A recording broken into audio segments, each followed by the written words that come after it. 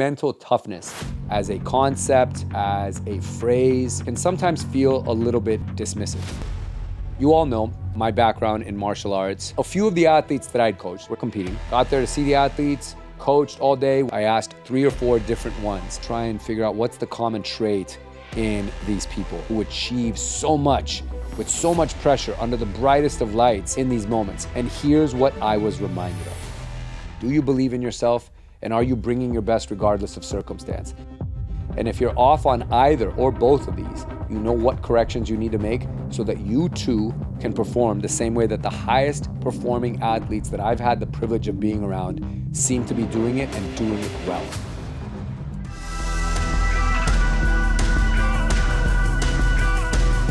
Welcome back, guys, to another episode of the LFG Energy Podcast. And I'm going to share a story of something I did quite spontaneously, not that long ago.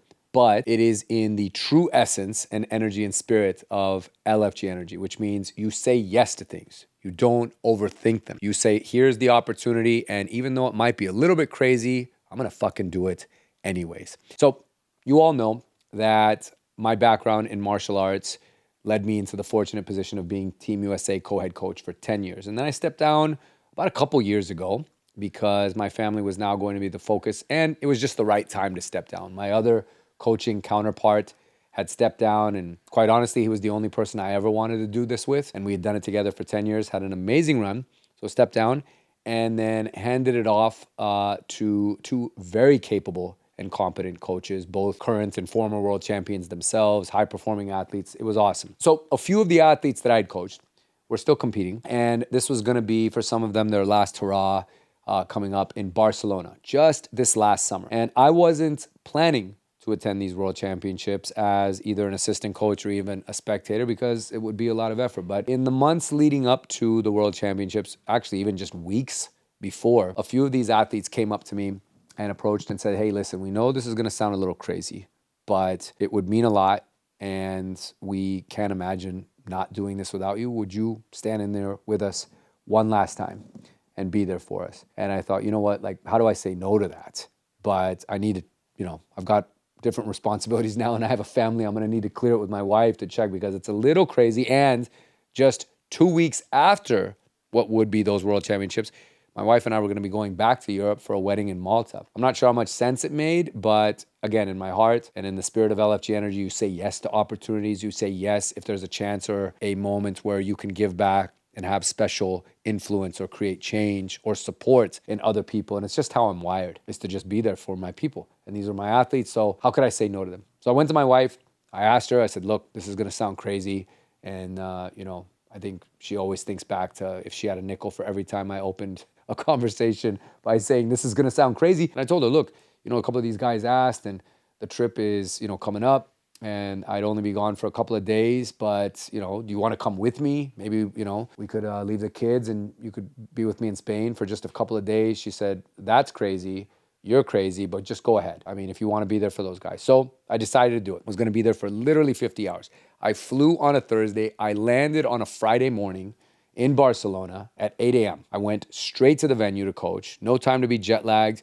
I kind of made sure I got myself on schedule with the timing by adhering to Barcelona time when I left San Francisco, and just put myself to sleep so that when I woke up, I would be on morning time there. Went to the venue, got there to see the athletes, coached all day, went to bed that night, coached the next day, went straight to the airport, and I was home by dinner time on a Sunday. It actually wasn't very different from any of my normal business travel that I take almost every single week, where I'm gone 2 or 3 days at the most. It's just with this particular trip, I happened to rack up a lot of miles and flew over a gigantic pond, otherwise known as the Atlantic Ocean. But here's what I learned. Being there was obviously amazing with all of my fellow coaches from around the world, people that I used to compete against, and now they coach, getting to see so many friends. I mean, it just makes the world smaller. Now, these world championships encompass about 50 countries, close to 1,000 athletes. It's really an incredible collection of people who are at the very best at what they do, and they're doing it for all the right reasons, and all of them have unique stories. But I'm always fascinated, as you know,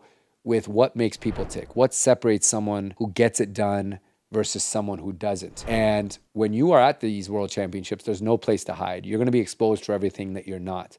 And if you are fortunate enough to seize your moment and emerge victorious or with a gold medal around your neck, then obviously things lined up. But I like to go a little bit deeper and try and figure out what's the common trait in these people who achieve so much with so much pressure under the brightest of lights in these moments. And here's what I was reminded of. And stay with me here, guys, because these two things that I'm going to share with you that I was able to observe, but actually in all reality was just reminded of, because it reconnected me with my own personal experience in those moments, but also what I've seen time and time again from some of the best athletes. You will be able to apply this in your life. You'll be able to apply it in business, in work, in your graduate coursework, if that's what you're doing, if you're competing for something athletically, or you're pushing yourself to try and achieve some major goal or milestone. The first thing that I noticed in talking to people that were coming off the medal podium with gold medals around their neck, I asked 3 or 4 different ones this very question, which is, what has been going on in your life outside of Taekwondo?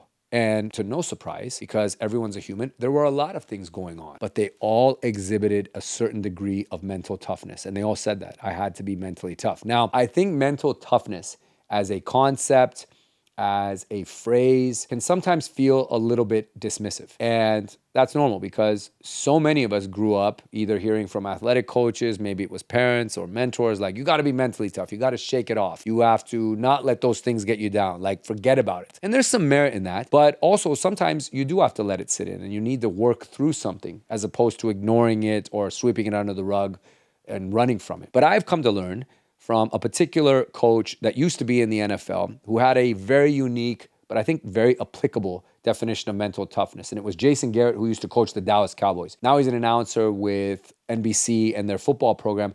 But he had this phrase that he would always tell the Cowboys before they would take the field, which they didn't adhere to very well, but I took it to heart, because the Cowboys are not mentally tough. Mental toughness, by his definition, was to be your best regardless of circumstance. And I think that really summarizes it beautifully. You be your best no matter what's going on in your life, because this then does not discount the fact that you have something going on, because everyone's carrying something. Either they're caring for a sick relative, they're undergoing turmoil in their own household, maybe with their spouse or their partner. They're dealing with significant work stress. Maybe they lost their job just before getting there. Something is happening. Nobody comes into these situations with a clean slate. And if they do, they're one in a million who are very, very fortunate. But the reality is, everyone's got stuff that's going on that they've had to compartmentalize at some point along the journey, and definitely are going to have to in this big moment, because they can't let it bother them. But they bring their best regardless of circumstance. And I want you to ask yourself that question. In spite of what's going on in my life right now, with whatever it is that I'm in pursuit of, or whatever it is that I'm chasing, am I still being my best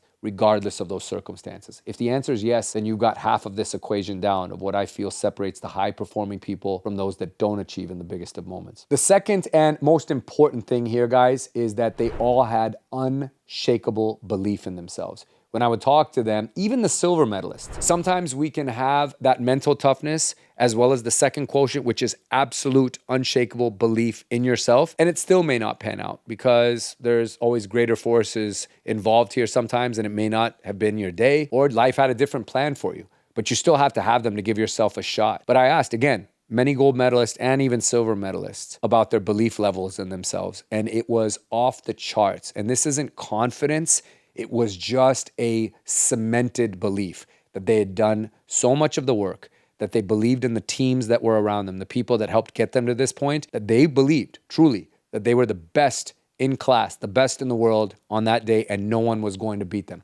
And I think that's the belief system, or the belief framework, that we all have to have no matter what it is that we're doing right now. Whether, again, you're building a company, you've left your 9-to-5 job and you're starting something, you would better believe in yourself and in this mission 100%. It doesn't mean that you don't have doubts that creep in from time to time, or that you have your moments where stress kind of overtakes you, but you have to believe in the cause. You have to believe in yourself. You have to believe in your craft, that you are ready and that this is your moment and no one is going to beat you. I recall vividly in all 3 world championships that I competed in, but even one of them being a loss, that the morning I woke up and went to the arena, and I can remember all 3 instances very clear, if I close my eyes, I had belief in myself that there was no one in the world that was going to beat me that day. Now, did it pan out? No. In one of those 3 situations, it did not pan out. In fact, I lost abruptly in the first round. But my belief was there.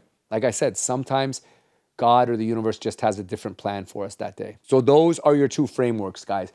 You have to have unshakable belief in yourself, and there has to be a degree of mental toughness that you are going to bring your best regardless of circumstance. And I feel this applies anywhere in life. So ask yourself these very questions, guys, no matter what it is that you're doing. Do you believe in yourself? And are you bringing your best regardless of circumstance? And if you're off on either or both of these, you know what corrections you need to make so that you too can perform the same way that the highest performing athletes that I've had the privilege of being around seem to be doing it and doing it well. I hope you found this episode useful and helpful, guys, in any aspect of your life. And please, if it was helpful to you, take a screenshot of this episode and share it on social media. And don't forget to tag me in it because it helps me know that I'm on the right path with trying to help you, my audience, and it'll help us reach more people. And if you have a moment that you'd like to share, definitely send me a DM at Arjun Mortgage on Instagram. And I'll close with this, guys. A lot of these frameworks and things that I share, not only in the interviews that I do with some incredible guests, but in these solo episodes where I'm sharing things from my past, my history as a coach, as an entrepreneur, and things that I'm going through just like you every day in the trenches. We talk about in our LFG Society. This is an online community that I created for entrepreneurs, for students, for athletes, basically human beings that all want to be better personally, emotionally, and professionally, recognizing that you need all of those to be working together in harmony to have success in all aspects of your life. And if you'd like more information about joining the society for what literally costs the price of a cup of coffee per day, just reach out to me anytime and I'm happy to share those details with you. Thanks again, guys, for listening. I appreciate you all, and we will see you next week on the LFG Energy Podcast.